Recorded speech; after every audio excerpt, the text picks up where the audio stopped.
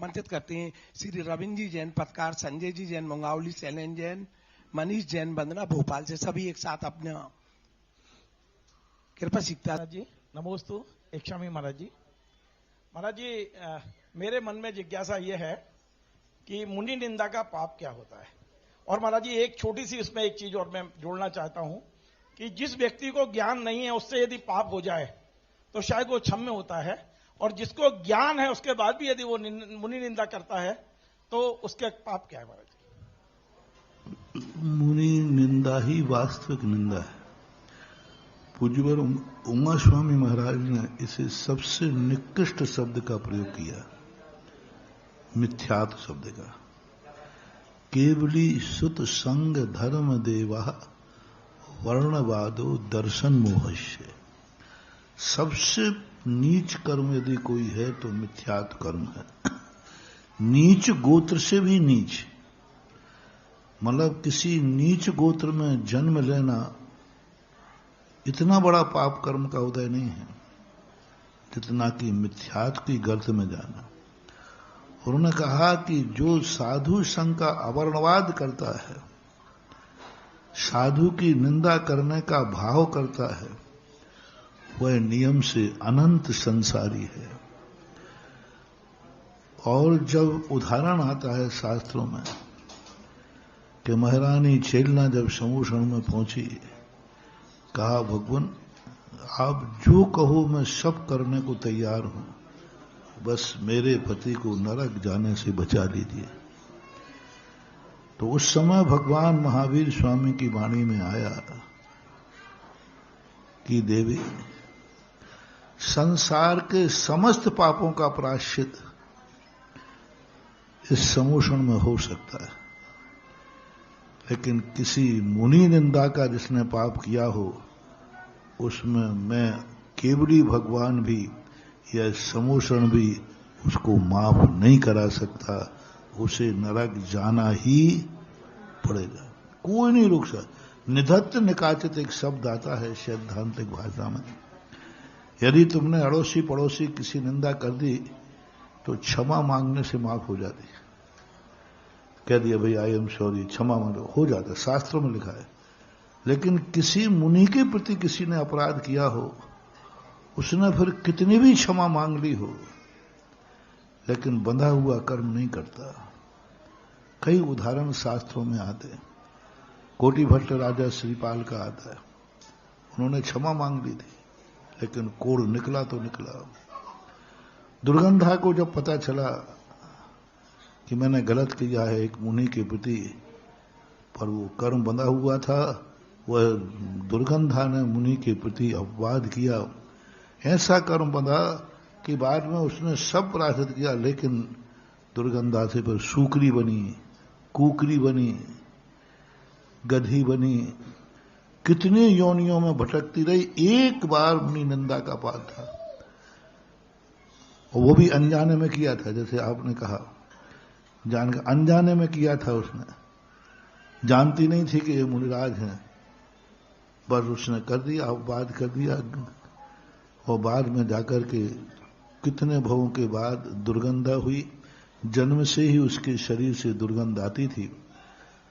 कितने भाव के बाद फिर सुगंध दशमी व्रत किया, तब वो ठीक हुई। क्योंकि मुनि पद की कोई धर्म की धर्मात्मा की निंदा, अरे हमारे शास्त्र में तो ये तक लिखा है, दोष नहीं होने पर निंदा कर रहे हो, यहां तो दोष होते हुए भी वह सार्वजनिक निंदा का पात्र नहीं है, उसको सुधारने की प्रक्रिया है। तो जो विशेष जो गुरुजन होते हैं वो ही सुधार सकते, ग्रस्त नहीं। कर्म बन जाते, जिनके निधत्त निकाचित कर्म बन जाते हैं, जिनकी होनहारी विपरीत होती है, उनको लाख समझाओ वो समझते नहीं। ऐसे लोगों को तो कर्म ही समझाता है। जो मजिस्ट्रेट के सामने नहीं समझते हैं उन्हें पुलिस समझाती है।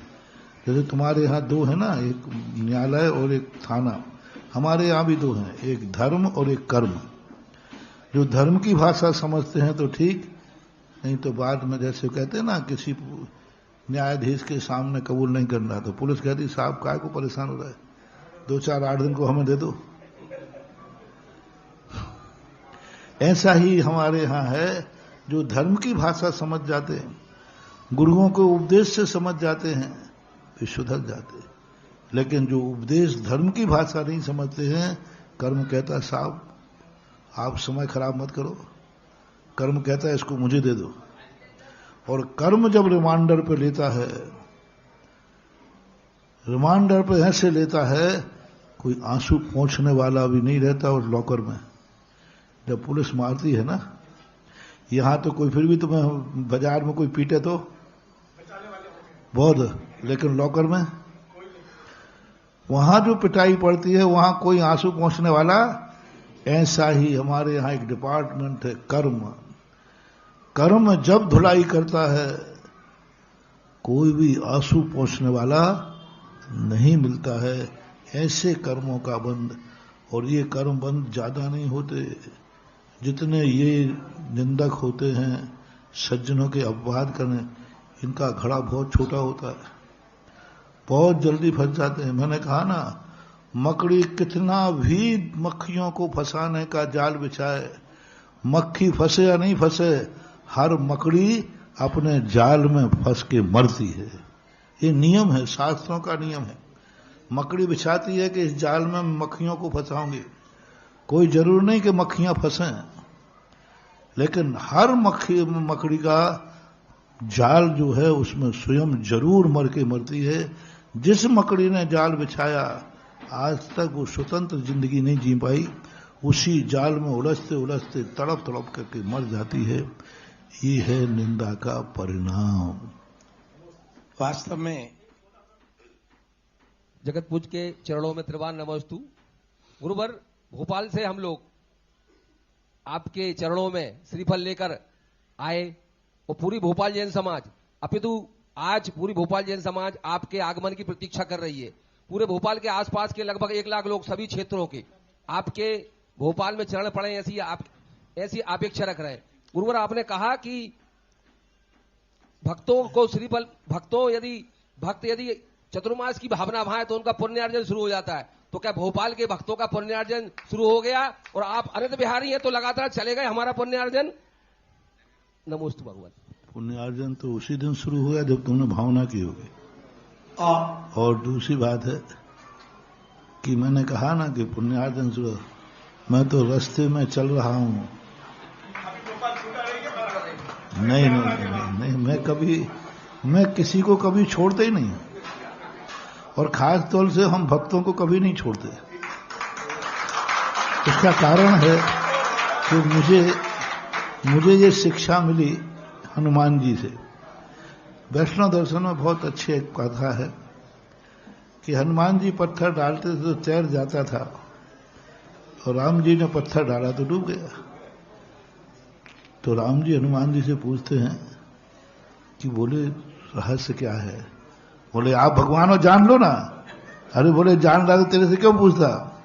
तो कितना बढ़िया सटीक जवाब दिया कि भगवान देखो तो सही, जो पत्थर भगवान के हाथ में आकर पहुंच गया कितना भाग्यशाली है, और जिसे भगवान ही छोड़ रहे हैं वो डूबेगा नहीं तो क्या तैरेगा? क्या गजब का लॉजिक है।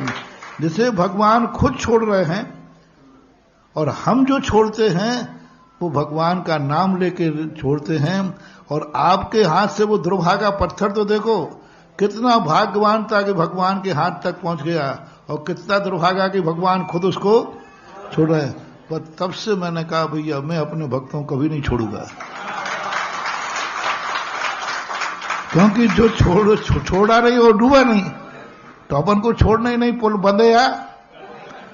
बंधे या ना बंधे, जो भक्त आ गया हाथ में उसको कभी छोड़ना नहीं।